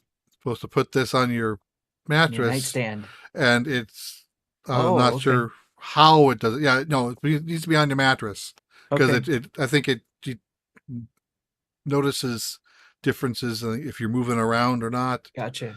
Okay. Yeah. So and it's also used in Pokemon Go. To catch things. In fact, there's quality of life improvements with this over previous devices. Like the Pokemon Go Plus, the original device was like something that was designed to go on your wrist and had a small light and a button that you can click. That it did not automate anything. Like it told you, oh, there's a Pokemon nearby. If you want to try to catch it, click it. So I have to click it. Oh, there's a Pokestop here you can spin. Do you want to spin it? So click it. So click. So you had to do that. There's still some interaction. Yeah. So Pokeball Plus smoothed things out a little bit. You still had to click catch attempts, but for stops, as long as you had a Pokemon inside, because you're able, with Let's Go and the not Scarlet and Violet, but the generation previous. Sword and Shield. Sword and Shield, yeah. Yeah, with those games, you're able to put a Pokemon in, and then with the Pokemon in, then it'll auto spin those. but it wouldn't auto catch. This has the ability to auto catch and auto spin. Nice. And if it's set to auto catch, it'll only use the red Pokeballs. Or you can say, I want to use Ultra Balls or I can't think of the blue one, but you can use one of the other balls, but those you still have to click. So Okay. you got some variety, and then it'll also auto spin stops, and then with it it comes with a quest line that it includes using it to track your sleep for 7 days in a row, and then import the data into Go Okay. for an encounter with a Snorlax with a nightcap. So All right. I think I have 3 or 4 days. I don't remember when I started using it. I think 4 days. 4 days. So by the end of this weekend, I'll be able to actually do that encounter. And then there's this whole second page of tasks to do, probably to get either another encounter or candies or something. I don't remember what the rewards are, but that's basically use this thing for 28 days. Okay, and then the sleep data is also able to be imported into Pokemon Sleep, which just came out yesterday. So I've only able to use it for one night so far. So I can't really speak much on that, but I am glad that I'm able to, use the same sleep data for both apps and not have to choose which one I want to use that on. I'll probably not do much with sleep after a week or two anyway, but I Okay. just wanted to try it and see what it does. Cool. Yeah. But and then another thing that they've simplified is in order to once it's paired, in order to turn it on, you still have to tap a button on the app and tap a button on the device to initiate it. Right. Um, with this, you only have to tap the button in the app, and it'll uh, automatically connect them. Okay. Which is useful in both applications. Does the same thing. So I just when I'm done with Pokemon Go, I tap the icon to disconnect it, then I can go into sleep and tap a button to reconnect it to import the data there. And Nice. then one more thing, when you put it into sleep tracking mode, you hear Pikachu lullabying. Yeah. Pika, Oh, you Pika, should have started with that at the Pikachu. beginning. People are gonna buy it for sure now. That was the first thing I muted. I muted that. See, Well, I I know, of would, course, you would, but everybody else is gonna go out and run out and buy it because of that. yeah. So I've been, so I've been bringing, I bought 2 of them because I do wield in Pokemon Go still. I've been bringing them both into bed. I don't know if my wife has ever noticed it, but she hasn't asked me about it. But what the hell those things are? That But sounds like a dad's after dark thing. That's hilarious. yeah. Anyway, so uh, the, the fact that these things are meant to be on all night, I think means that they have a better battery. That was my problem I had with the Pokeball Plus, is the battery was kind of crap. Yeah. Like it got to the point when I had to recharge it twice a week and only using it 30 to 45 minutes a day. That's not a lot. Right. Well, you'll have to let us know. Give us an update on that because I'm curious on whether or not that's true. I hope it Yeah. is. I So, hope it is a better battery. I did, charge them, I think yesterday afternoon. So we'll see how long it takes before I've got to charge them again. Cool. Using it as the sleep tracker and using it as a spinner when I'm out driving in the afternoons. Awesome. I didn't pick up any new tech for Nintendo. I don't think I did. But I did play with some old tech that you saw I was playing with. So not old, but It was something that I picked up back in 2020, but haven't played with until recently, and that's the Genki capture card thing. What was that called Oh, again? The yeah. I don't remember what that was called, but I know what you're talking about. starts with an S. What was that Yeah, thing called? I also kickstarted that and tried it and didn't have much luck with it. Shadowcast. Yeah. Shadowcast. Yeah, I actually, and you mentioned that you didn't have luck with it, and I don't think I did either, but I really didn't have, I just kind of like, okay, I'll set this aside and play with it when I want to have more time and interest in it. And which I did. I played around with it because I have a Chromebook here on my desk, and I was like, I wonder if I can use my Chromebook because it has a Chrome extension that you can use to work with the Shadowcast. And so I plugged it into my Switch dock, plugged in my Switch there, did everything I was supposed to run it through my Chromebook, and I got it to work. Um, Now, as far as lag goes, I noticed a little bit of lag, but it seemed like the same type of lag I get when I use my AverMedia device through, say, OBS. So if I'm like trying to play through OBS, there's that slight lag you get there. Um, or at least for me, I get a slight lag. It could be my computer as well. But anyways, that's what I saw when using Chromebook through the Shadowcast. Yeah, I So think that's what far, I think that's what I had, and cause the way I have my streaming set up is I'm looking at it through the streaming output, so the yes. lag is bad. You, Yeah. and I have the same problem if I do that with my Elgato 4K. Eh, but the right way, the 4K's got two outputs. One for your capture goes to your Yes. computer. The other is meant as a pass through to a monitor or a TV. Yes. And The that AverMedia the has that too.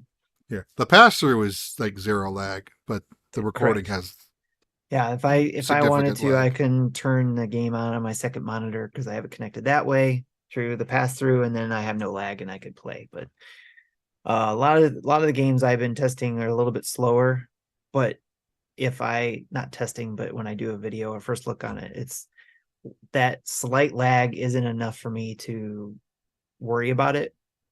So I was just testing it out, and I thought it was, for $50, and that's how much the Shadowcast cost. The Genki Shadowcast is only $50, and I thought for $50 to be able to use it on a Chromecast, or even if you have a computer, a laptop, or whatever, was pretty good because you can use. I used Google Meet to share the screen, the Shadowcast screen, and use the video camera on me to create a little short video of me recording, me testing it out. And it was pretty straightforward. So for anybody who's interested in doing a game review or, first looks of their own, can totally do it for $50 and using their own free Google Meet. And so I thought that was pretty cool, Yeah, yeah, so that's cool. Yeah, last week I mentioned that I was hoping to play some of the Virtual Boy games, but we had a big storm come through on Friday and lost power Friday afternoon into Sunday morning, and so I didn't have a chance to do any of that. Hopefully this weekend I'll have a chance to do that, and I'll be able to talk about that next week. cool. All right, well, that's fun. I like your new segment, Jesse. The Jesse's Minute. Yeah, we'll All just need to right. come up with a new bumper.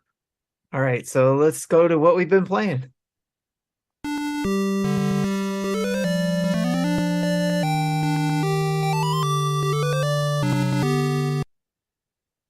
All right. Jesse, what you been playing? Okay, so yeah, I mentioned Pokemon Sleep. I only did that for the one night so far. So maybe next week, if it's interesting, I'll talk more about that. Um, Before I go talk about Pikmin, the I went to the Games with Gold section on the Xbox. I normally download the games anyway, whether I'm going to ever play them or not, just to say I have them in my library just in case. But one of them was a game that interested me, so I gave it a try, called When the Past Was Around. It's kind of like an escape roomy type of point and click puzzle game. It's it's got a story. I don't know if I fully understand the story, but you play as this girl. I don't even remember what her name is, but who's like reminiscing about an old boyfriend, and so there's a lot of owl references throughout the whole game. Like you're following paths of feathers on the ground, and you have to you find these feathers to trigger into the next phase and whatever. So this boyfriend ends up like having like human legs and arms, but an owl head. So I don't understand what the symbolism is in that, but it's basically like a story. It sounds. I think it's a story about her remembering him, but there's like no words. It's like Journey. It's a story by action, Okay. and you get out of it whatever you get That's out right. of it. I did play this one. I had to look it up again because it sounded familiar. But yeah, I played this one too. Did you play it through? I did. I played it all the way through. Yeah, it's a short game, less than 5 hours. I think I did a video on it too. I think we have a video on it on our YouTube channel. Yeah. Was this on Switch? Yes. Or I didn't know that. I played it on Xbox. Yeah. There was one puzzle, a few puzzles I didn't understand. So, some of the puzzles, even though I looked it up, I did understand them eventually. But there was one puzzle in I think Chapter 3. I had no idea what it was wanting me to do. Would you remember what that puzzle was? It was involving a 9x9 grid and various shaped bird feet. That one doesn't ring a bell for me. So, all right. Yeah. So, yeah, that it didn't. I didn't understand what they wanted me to do there. But the biggest one that sticks out to me is the beach one, where you had to walk through the beach and do various things on the beach. Oh yeah, I remember that one. Yeah, that was. Yeah, there was. I think that's a smaller part of a larger map where you actually go into multiple doors. And you can go. I think and sometimes you have to go from the fourth door back to the first door and then back again to get something you missed. Yes. Something you didn't have access to the first time. So yeah, it was a little bit of, not all of the chapters involved that type of backpedaling, but it was a fun game, that even though it was confusing. Yeah. Yeah. And then the other Xbox game I played, which is I played it because of the monthly Mayhem. It was Tim's recommendation to me, Forza Horizon 5. And good job. Good try. So I don't know if I'm going to do a write up. So John, if you want to consider this my entry, go ahead. And but yeah, why I didn't play this game, I don't like driving games. I think the last time I liked a driving game was Mario Kart Wii. And I think before that was like F-Zero Super Nintendo. So even the subsequent Mario Karts, I didn't really like. Wii was the only version I really liked. Cool. Anyway, so I gave this game a try, and I just basically have no idea what I'm doing. I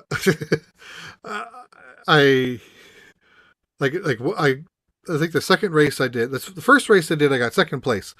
I don't know who I was racing against. I never saw them. I think it was my only opponent, so which is why I got second place. Okay. Then later on, I got another race with 12 people, and I was able to maintain like 6th through 8th until one turn I took too tight and missed the checkpoint, which puts me back on the other side of the checkpoint so I can go through it properly, which then I was in 12th place and never saw another car. All right. At that point, I'm like, I'm done. I don't know when to accelerate. I don't know when to brake. I don't know when to turn. Like, there You was like an gradually off learn that. Come on. there was like an off-road section in a non-race, part of Yes. the story, which Yeah. my wife even said, "What kind of story is there in a car game?" I'm like, "I don't know, but they managed to put a story in a car game." Like they had me doing an off-road, and I was supposed to go down this hill, but Yep. I was just going slide, slide, slide, slide. Like fishtailing my way all the way down. Nice.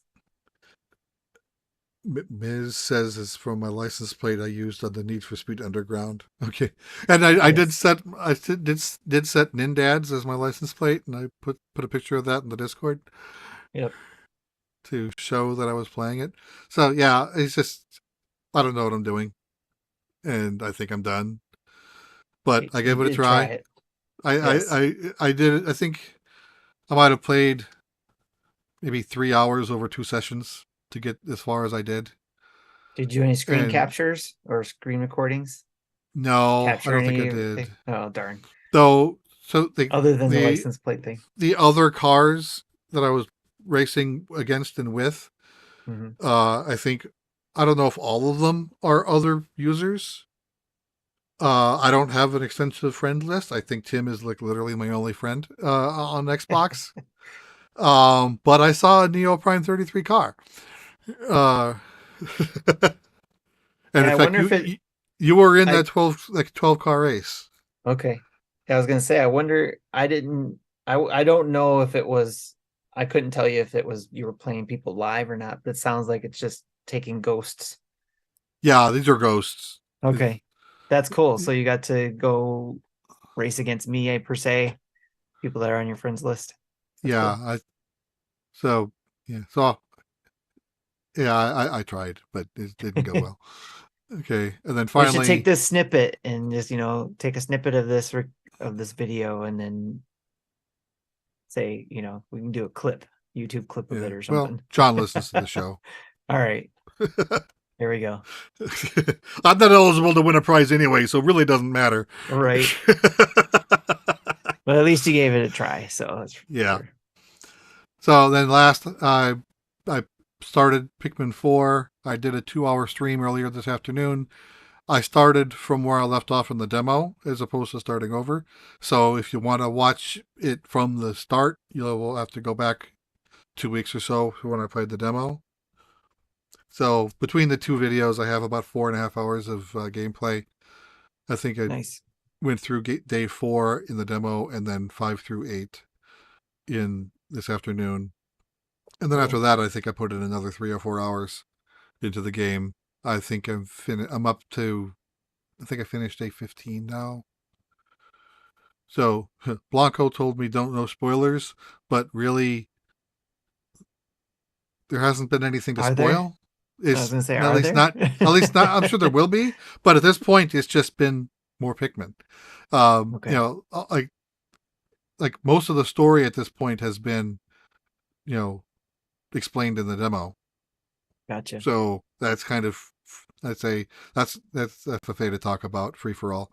Um, they did talk about that you can go on night excursions with glow Pikmin in a trailer, so that's not really a spoiler. I won't say what you have to do to get there, but I will say I got there. Okay, So I think I'm about halfway through the game. If you look at my percentage, it tells me the percentage done of each map. I'm 44% done on map 1, which is all demo. I didn't touch map 1 today at all. okay, And then the demo ends when you unlock the second area.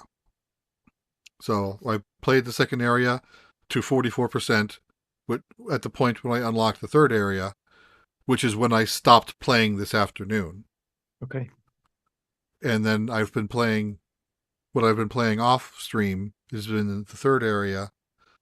I'm, I think, 50-ish% done with that. And I've unlocked the fourth area. I have not yet entered fourth area. Okay. How many areas are there? I think 4. There's usually 4 areas in Pikmin games. Okay. outside of underground maps, which are many underground maps per map. Okay. Then some of those undergrounds are the Dendori battles, where it's like the 2-player mode split screen, but you're playing up against an AI Okay. player you know who is his own little guy with its own little dog and his own set of Pikmin. Okay. But what is kind of fun is, like, if you're if it's if the opponent Pikmin is pulling an enemy that it killed to its base to get the points, I can go in and throw in more Pikmin and overpower their pull force with more pull force the other way, and it'll take it to my base. Right. I presume previous 2-player modes could do the same thing, but I've never really played a 2-player mode Okay. in Pikmin before, so I can't speak to that. But that's good. That is kind of fun, and you get bronze, silver, gold, or platinum medals based on not necessarily how many points you get, but how much do you lead against the opponent when the time's up. Okay. So, like, every time I did that, I got a silver medal for having more than 30 points. And then at some point, you unlock the ability to kind of play them, kind of uh, play them at anytime you want. And I did the first map of 2 more times to see if I can get at least a gold. And I ended up getting a platinum for having more than Ooh, 100 points. It was like nice. 131 to 30 or something. All right. And that's when I like really just started stealing the opponent's pulls. Okay. So I got the points instead of him. Other than that, the points were relatively pretty even. Nice. Anyway, so yeah, I think what I have to do, I have to do more of the nighttime missions, and then again, the reason why you're doing that is kind of story. So I guess that would be spoilery. So I won't go further there, and then I'll get into the 4th stage, and see what's going on there, and then I'll start backtracking to get to into the 1st stage. I don't know if I never found the blue onion, so I don't know if it's something I should have found earlier and missed it, or if it's something I'll find later, which is weird because normally by the 2nd map you have all 3 onions. So I've only got the red and yellow onion, which makes it really difficult to increase your blues, because you can only get them by finding them in the wild in the underground, or by using the plants that I talked about last week to change the color. Right. Those are in this game too. So there was there was one treasure in one underground that I had to abandon because I needed 20 blues to fish it out because there's water in the way. Okay. Not even the dog can pull it to water, even though my dog has the strength of 20 right now. But because water's in the way, the dog couldn't do it. And Okay. at that time, I only had 9 blue ones left because I lost them earlier. So I have to find more blues and then go back in to get that one treasure that I missed. Hmm. Well, there's a lot of coverage there in Pokemon 4, or not Pokemon, Pikmin 4. Yeah, So again, like you said, you got the videos on our YouTube channel. Yeah, I asked the Discord if anyone had questions to ask, and I don't think anyone did. Cool. Well, if The only anybody response, listening, the only response anybody, was no spoilers. right? If anybody listening has any questions for Jesse, you know where to find us. So post them away. All right. Thanks for sharing what you've been playing, Jesse. All right. I have been playing, I started playing Super Mario Land 2, 6 golden coins on NSO because one, you get some points for that, some my Nintendo points. So I opened it up to do that. And plus it was like, I played it a bit. I thought I had played it more, but when I opened it up, I was like, none of this is familiar to me. So I know I played the first one, beat that one, but I must not have played the second one as much as I thought I did. So I'll probably be playing that some more. I thought I was going to be playing that some more because I didn't have anything to play. And yes, I know I still have Tears of the Kingdom to play, but I'm taking a break from that.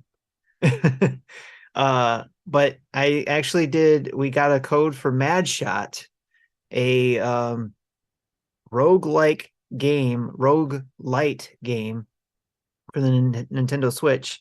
So I did a video on that, and it's up on our YouTube as well, a first look. And it is not what I was expecting, and that's a good thing because I thought it was just going to be like a My Friend is Pedro type game where it's fast paced shooting enemies type of thing and just kind of going through the board that way. But no, it's the roguelike element of, and I don't know what kind of game you would call this, but it's where, I mean, it's mostly like roguelikes where you have to go through um and pick up items to make yourself better in order to get to the end of a path. But to me, there seems to be a name besides just roguelike to where it's you get through these paths, like where some games use card mechanics, some use dice mechanics, where you have to go through a path and you use the cards or the dice or whatever tools you get to battle.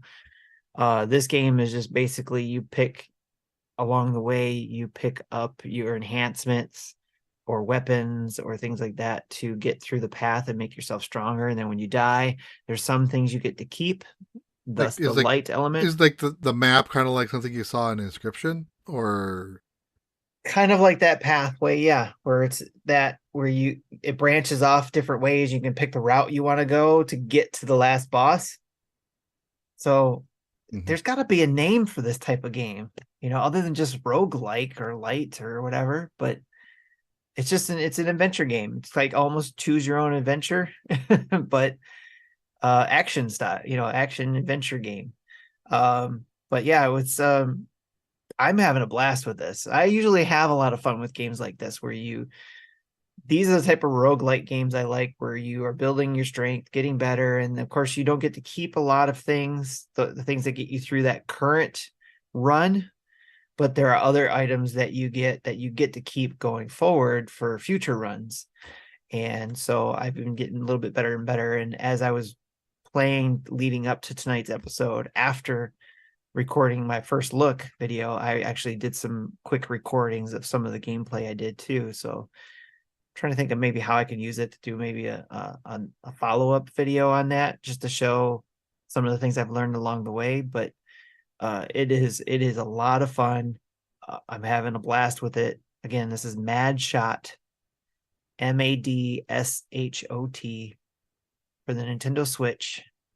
And I recommend it, especially right now because it's on sale for $2. Normally a $20 game, it's on sale for $2 until August 2nd.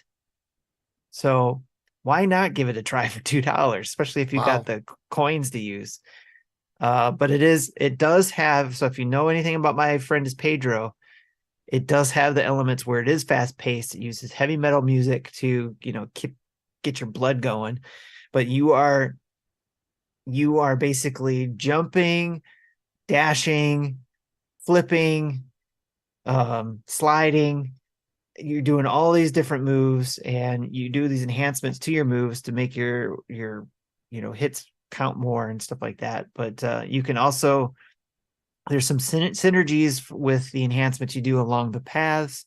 So like one synergy I saw was when I started off was I was picking, anytime I jumped and stayed off the ground, my weapons did that much more damage to the enemies.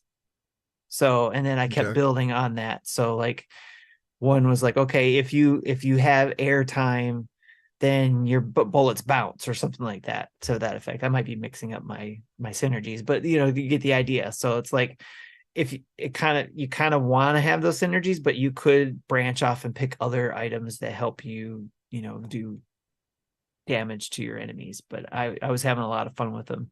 And then of course you can pick different weapons. You can unlock different weapons later on because you got different types of currencies you can use in the game, that you can stop at shops to pick up items. You can stop at, or when you're in between runs, you can use some of the currencies you pick up to upgrade your skill trees that stay with you throughout the game.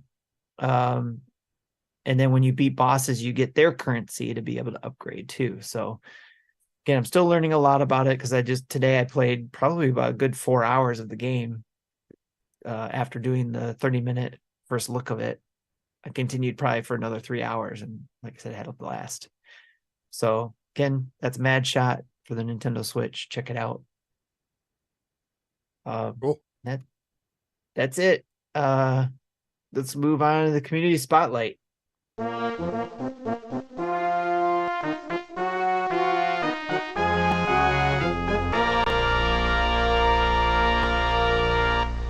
All right. Just want to say a huge thank you to everybody who's been stopping by tonight while we record this podcast. Again, I mentioned Infrindo stopped by. We had Miz who came through. DJ Hazel, excuse me, is in there right now. Says something about kill Edrich horrors with a gun. What more can you want? So yes, it is Cthulhu.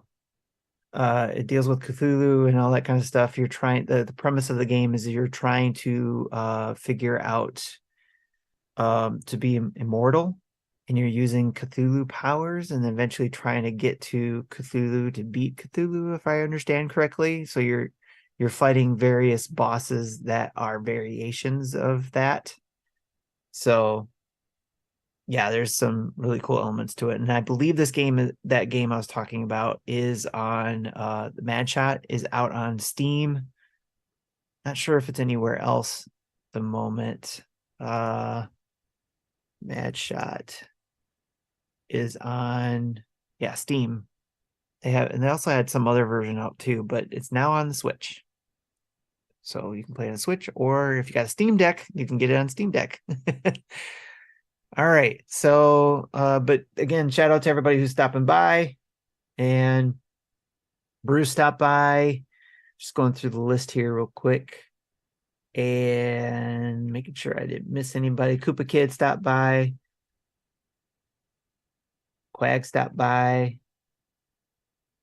So yeah, thank you everybody for stopping by. And if I missed your name, I apologize, but thank you very much for stopping by. And speaking of Koopa Kid, another part of his question he had earlier in regards to our topics, I want to make sure I capture real quick, was that the first half of 2023, Jesse, when we were talking about that, he said, what are some of your highlights from 2023 so far? What did you like from the first half of it? What was your thing, if you will?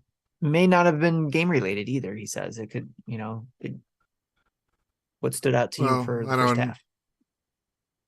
I was going to say recent memory is, buying the new car that I talked about, but that was actually Right. July 1st. So that was, doesn't count.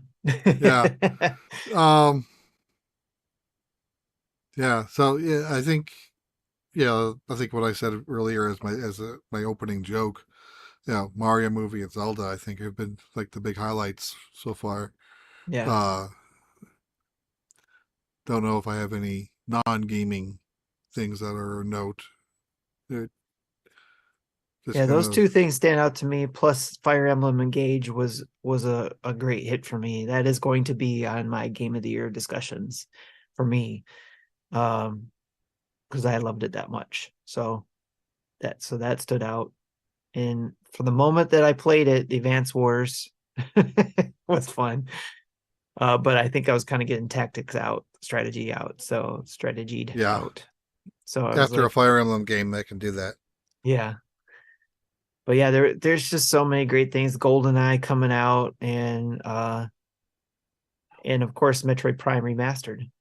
Just so much fun, and I'll probably be jumping back into that as well once I'm ready to take a break from the Mad Shot game.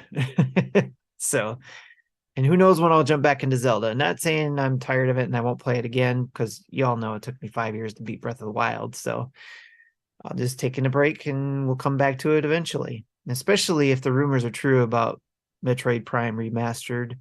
If the second one's coming out, I want to get the first one done so I can get that second one and play that.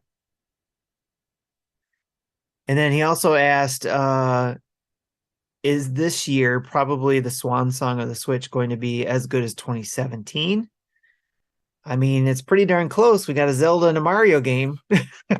So, Yeah, well, two Mario games if you include RPG. right? Exactly. I mean, I would, and for me, I mean, you got the all four of the big names, right? So you got the Metroid, you got the Zelda, you got the Mario, and Well, Metroid well, wasn't this year, but it was still recently. no, Metroid Prime Oh, Prime, remastered. right. Yeah. I was thinking Dread. I don't know why. Yeah, because that's you know my history with Prime, so Yes. it's not on the forefront of my brain.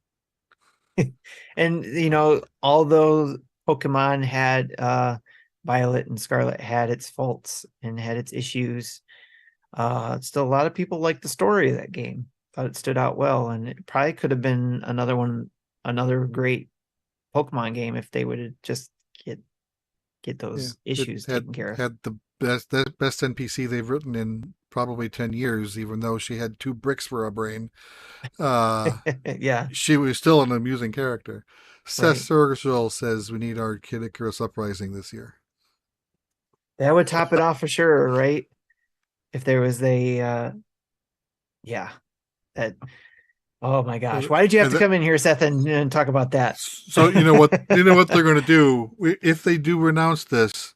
They're going to announce it with "Sorry for keeping you waiting," just like they did with the 3DS reveal. Yeah, there we go. That would be cool.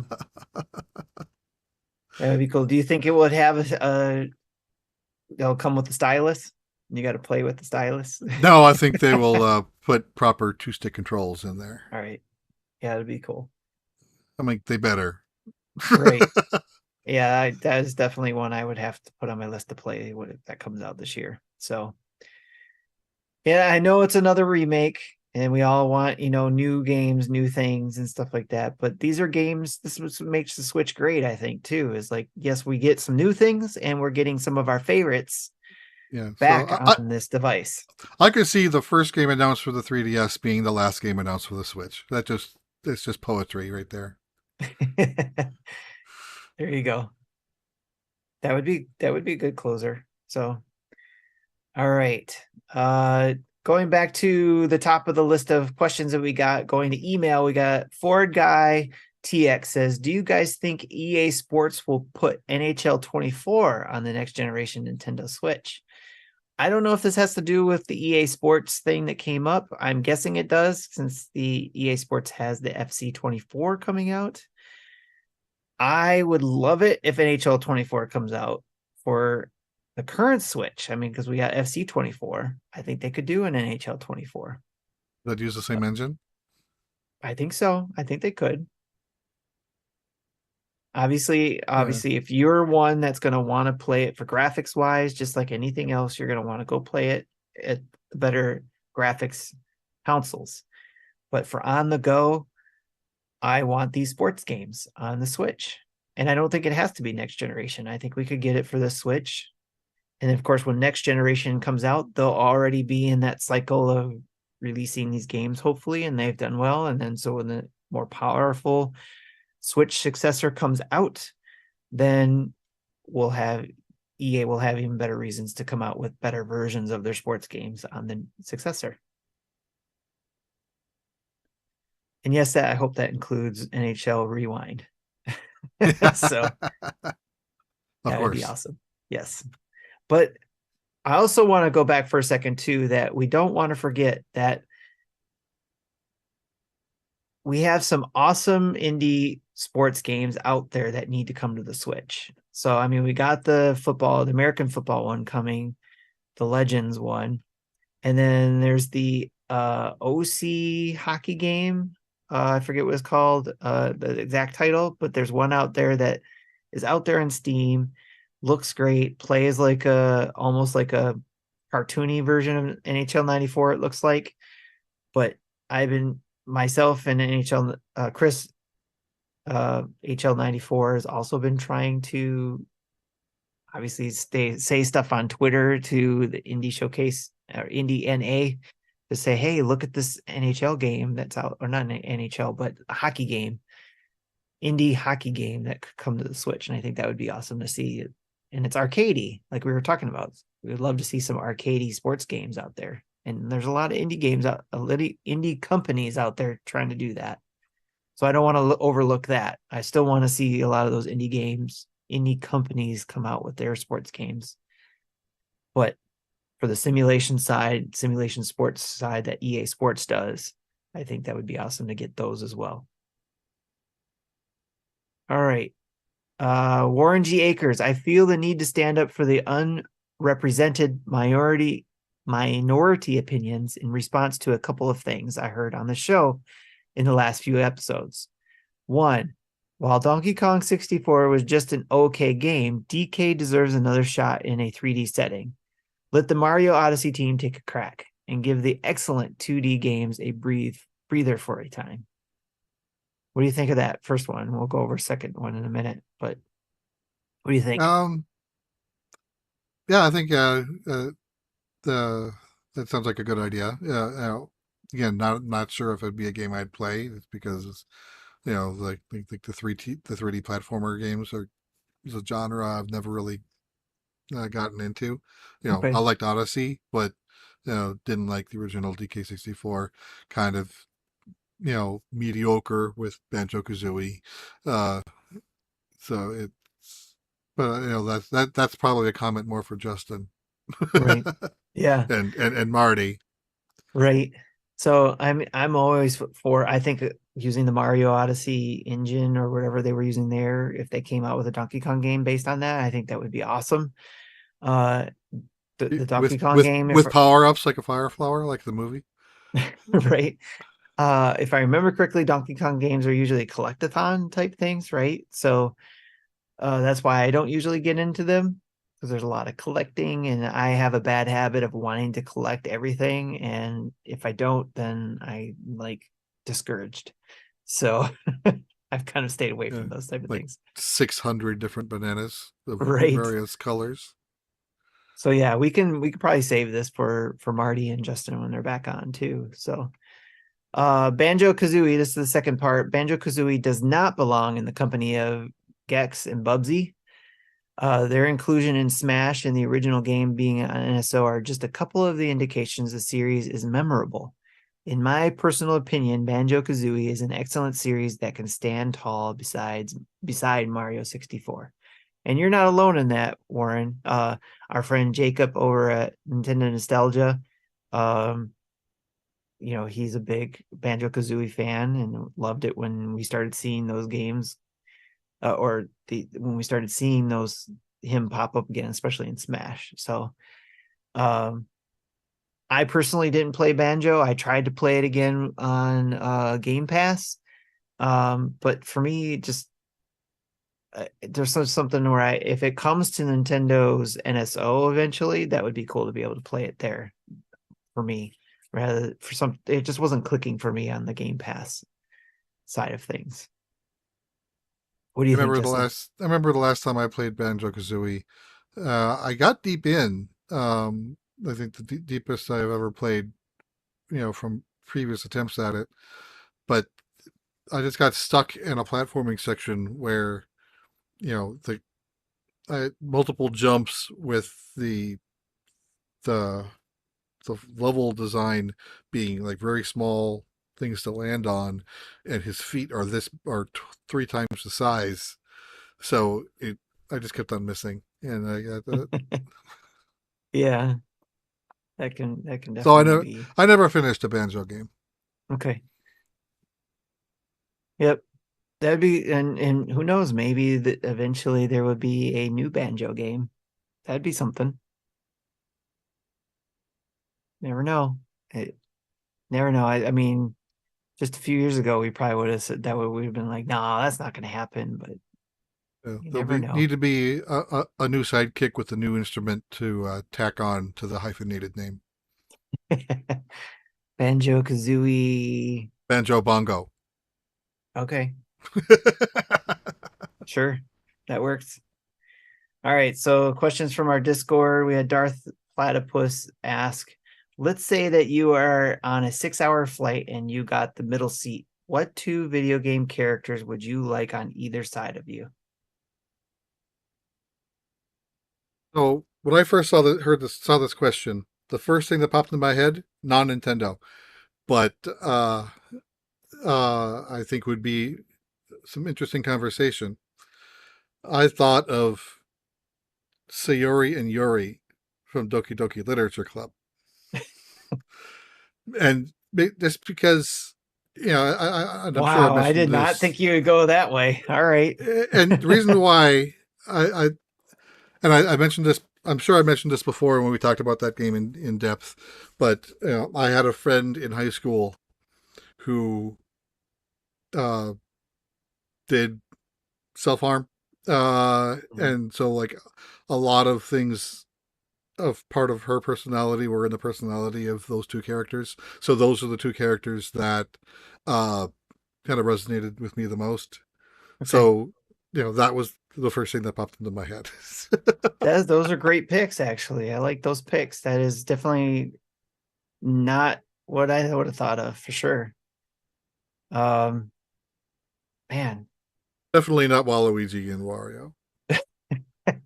Those would be the last 2. right? Um, I mean, one of the things I thought was just one of my favorite characters is Samus. That'd be cool if she was sitting next to me.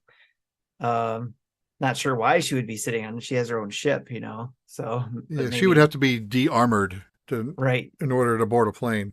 British. She would have to be. I don't think So, she can pass TSA with that. yeah, that has to be, packed up safely. And then the other side, I don't know. I can't think of anybody else at the moment. How about the professor from um the SNES SimCity? He would be on the other side. There you go. From 2 of my favorite Was games, it I'll was put it, it. was it right? I think so. Uh, which, It sounds right. yep, more ways than one. Right. Can't stop now. All right. Let me go on to the next question before it gets any worse.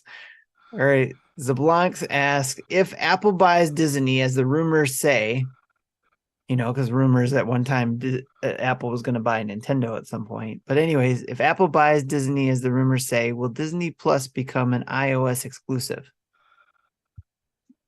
I think we're gonna have another field day with the FTC with this one. If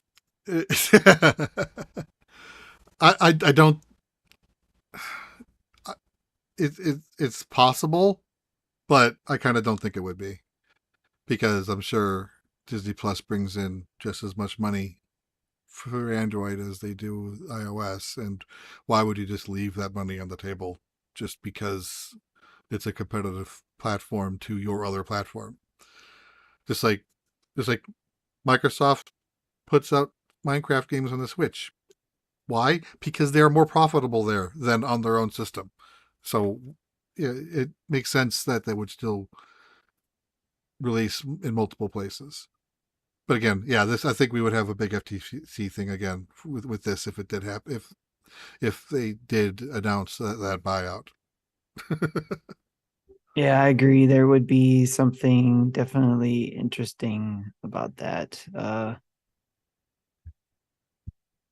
That I'm not. I don't see that happening because they would have to Because sell off some of the things that Disney has. yeah, Disney's huge.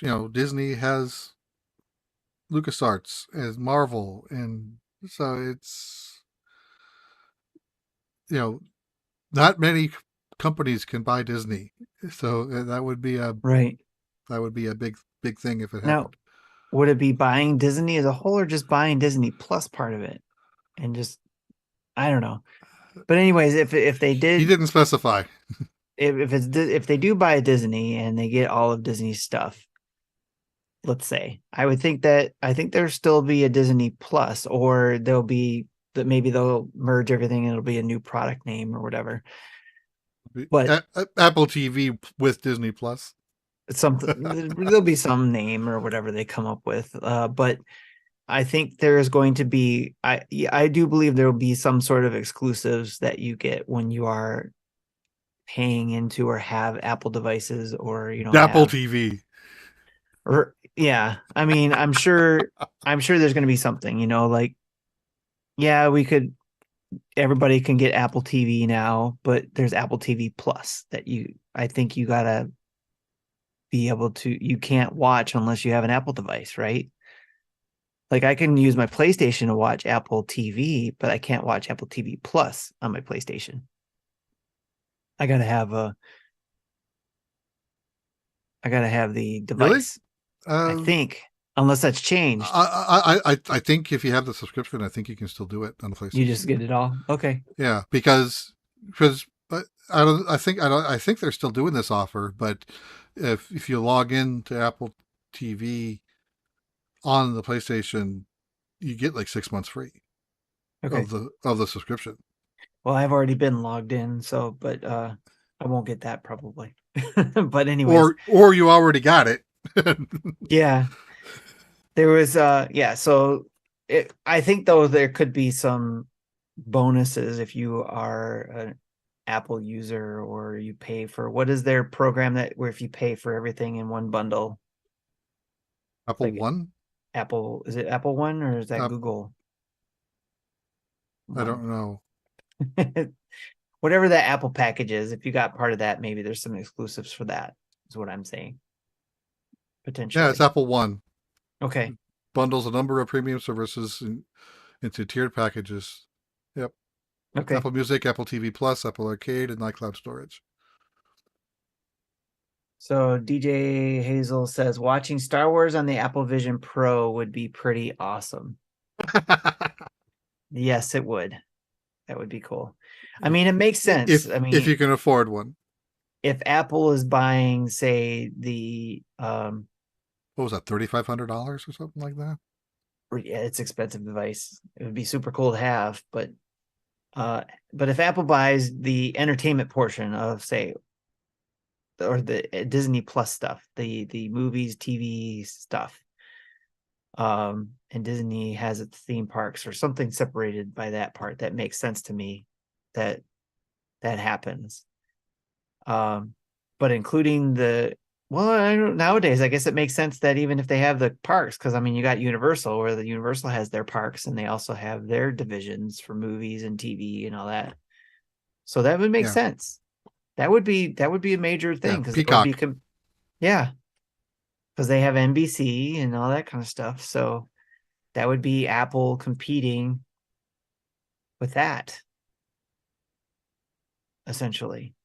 Universal versus Apple. So what is that? And then Microsoft's going at it with video games and electronics. This is getting crazy. This is mad. Yeah. This is maddening. This changes everything. All right. That is it for the questions, unless we have a voicemail I don't see. Nope. No voicemail this week. All right. Well, with that, that's it for our community. Jesse, is there anything else you want to cover before we close out? I've got nothing else. I've said everything I wanted to say. All right. Let's close out. First, a huge thanks to our Patreon producers, Dave Ernsberger, RJ Kern, Jacqueline Amira, Solo Something, as well as to our other 90 plus patrons. Next, a special thank you to our 13 Twitch subscribers and over 1,400 Twitch followers. And a shout out to our 6,846 YouTube subscribers. Thank you, everyone. We would not be here for you. Would not be here if it weren't for you. And we thank you for everything you've done, including subscribing to us in those places where you are financially helping us do things like send Justin to the Nintendo event coming up September.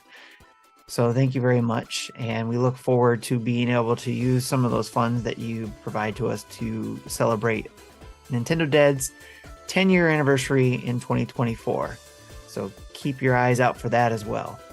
And again, thank you to everybody for supporting us, whether it's financially or through working with our sponsors or sharing us, all those things.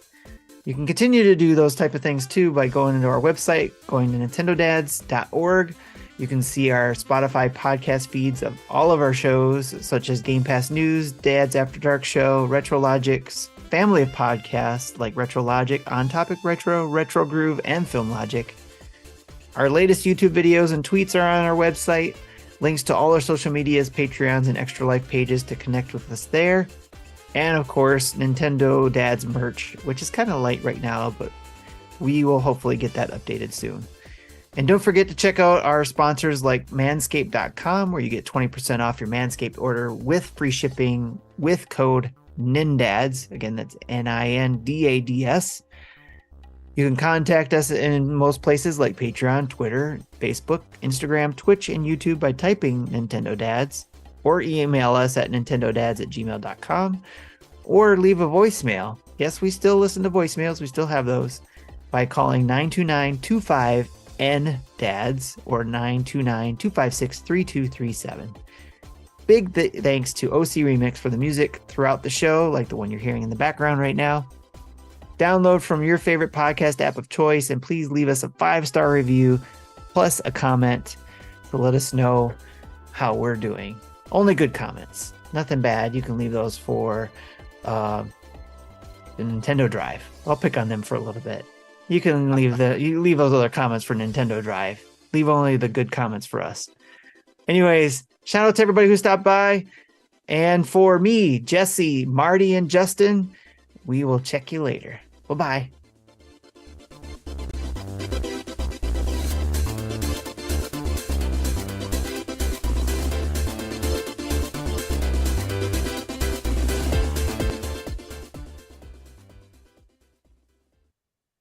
Thank you for listening to Nintendo Dads.